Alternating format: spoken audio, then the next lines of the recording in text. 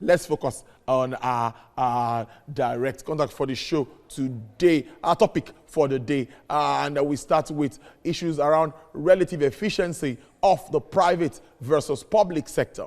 This has actually been the bane of several discussions. A systematic difference in efficiency between continues to manifest strongly with recent local and global happenings. Now, according to forecasts, the need for public services and public spending is expected to grow globally due to the continuing economic developments. Improvements in the area of data gathering and analysis, organizational restructuring, human resource management and training, while assessing sustainability under overall fiscal constraints and strengthening measures for performance management, public participation, transparency, and combating corruption are key areas that cannot be overemphasized. In an effort to coordinate and manage and integrate necessary reform programs, the Bureau of Public Service Reforms is saddled with the responsibility of providing guardians, technical leadership, as well as institutional machinery for reform implementation and coordination. More importantly, this includes conducting research on implementation efforts and present best practices.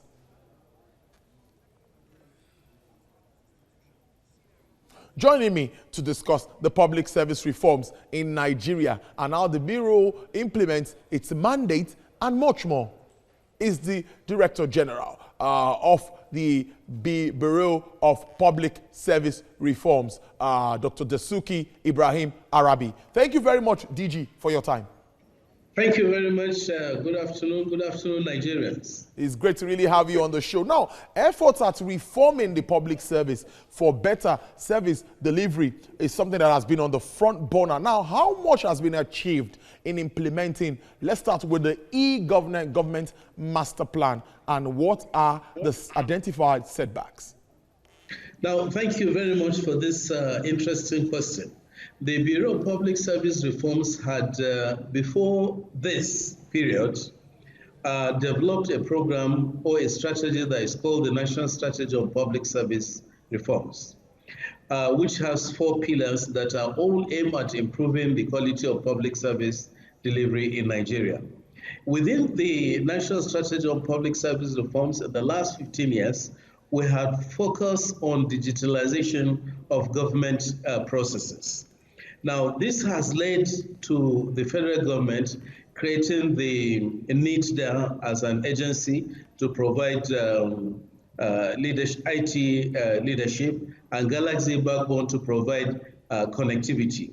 Ahead of that, government has gone ahead with this reform initiatives of the Bureau to introduce IPPIS, GIFMIS, IPSAS, to some extent paperless transaction in public financial management. Now, we can say with all sense of pride and happiness that public financial management in Nigeria, as envisaged in the National Strategy on Public Service Reforms, has been digitalized 100%. Now, COVID-19 has come to us as a problem. On another side, it's an opportunity for us to push the National Strategy on Public Service Reforms, which has, before the National E-Government Master Plan, been calling for digitalization of service delivery processes and federal public service.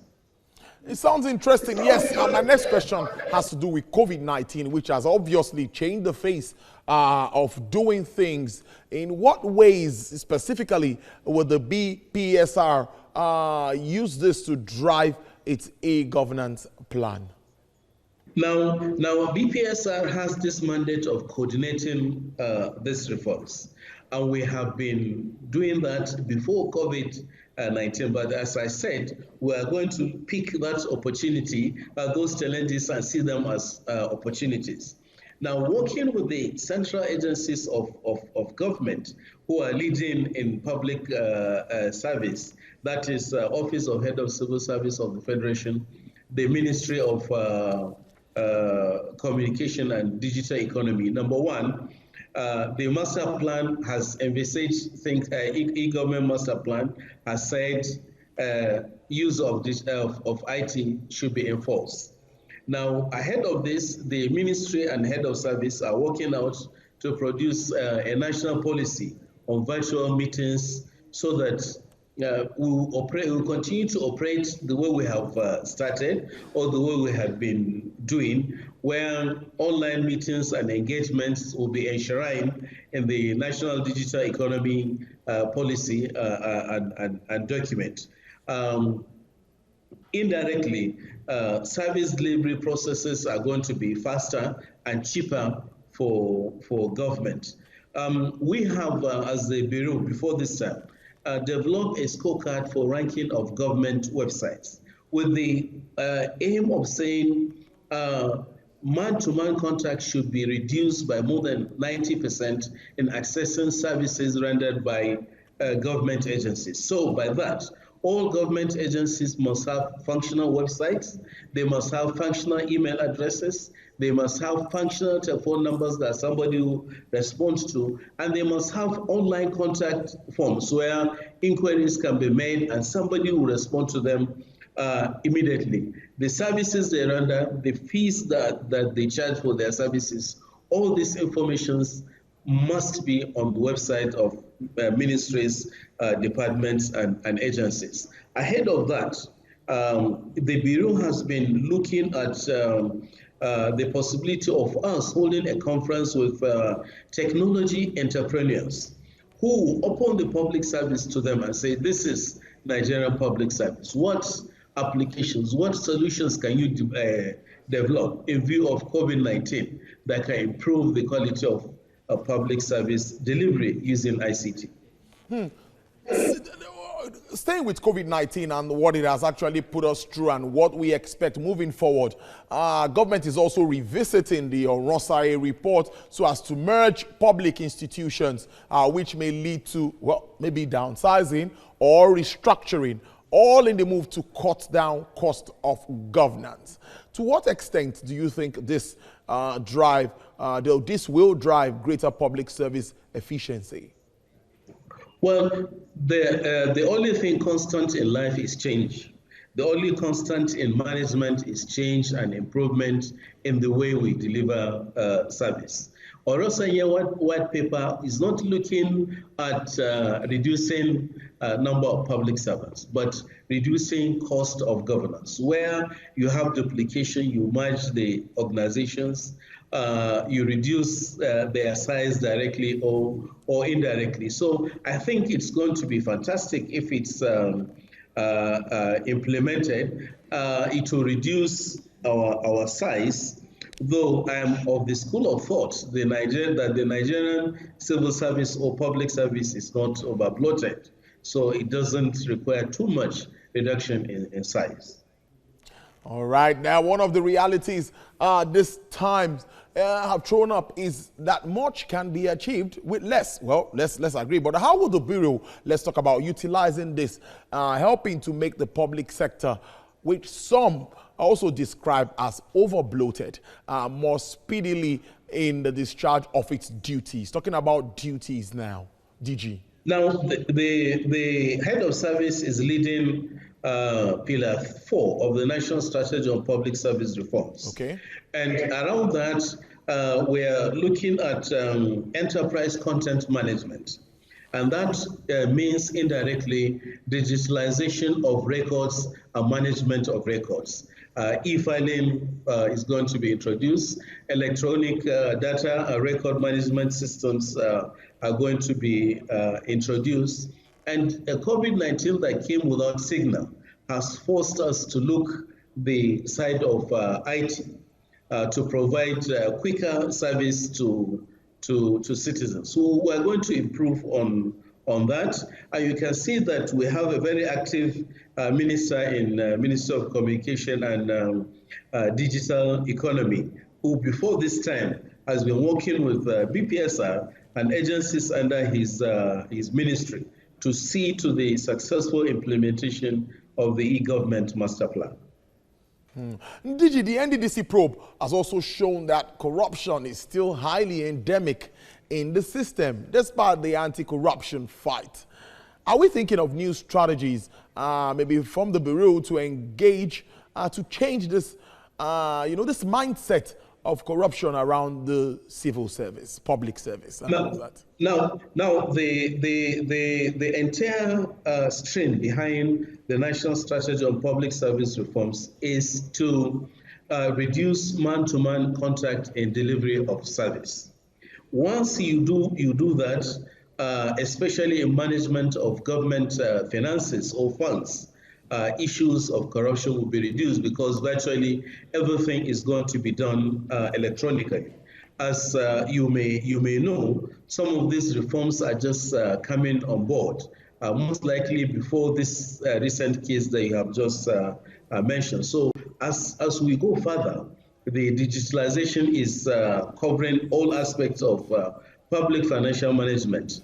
Definitely, there will be no space for anybody to do something under the table. Head of service is leading Pillar 4. Again, is looking at cultural reorientation for public servants and even Nigerians generally. Because where somebody is taking bribe, there is somebody that is giving it to him. So we need to, as a nation, reject these bad tendencies. Once they are rejected, they are not encouraged. Nobody will go for it. Nigeria has signed and is a member of the Committee around Open Government Partnership, which is compelling us to be transparent, to be open, to provide information on our finances. We may not be there, but I think we have done quite much. In the next 1 to 2 years, you'll be seeing that our entire processes will be digitalized. Openness is there, transparency is being encouraged. All right, DG, before I let you go, you talked about change being constant. Yes, everyone knows that. But in trying to implement some of this beautiful initiatives you've itemized and listed out for us here now, what challenges have you faced, or how would you assess the level of cooperation from those in service? Well, we are very lucky that we have a president in office that is reform-minded, that is interested in transforming this country. Apart from him, the leadership of key agencies of government, central agencies, the secretary to the government, the head of civil service, chairman of civil service commission, they are all players, key players and interested players in these reform initiatives. And reform has come. As public servants, we must either key in, work, and succeed, or drop out by ourselves, or the system will automatically exit us and drop us out. The implication there is it is not going to be only a drop for the public servants, but a drop for the nation. So the cooperation so far has been good. It has been fantastic. Just this morning, the Bureau has deployed its self-assessment tool in NEMCO, which was quite a successful program.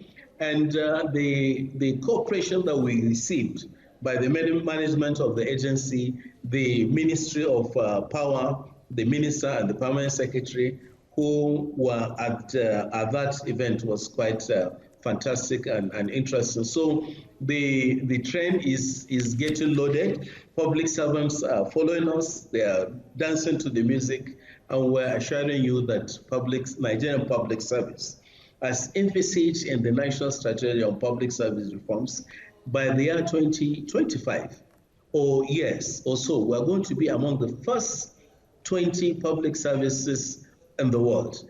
We have already pockets of success in Nigerian public service that can stand any other public service agency.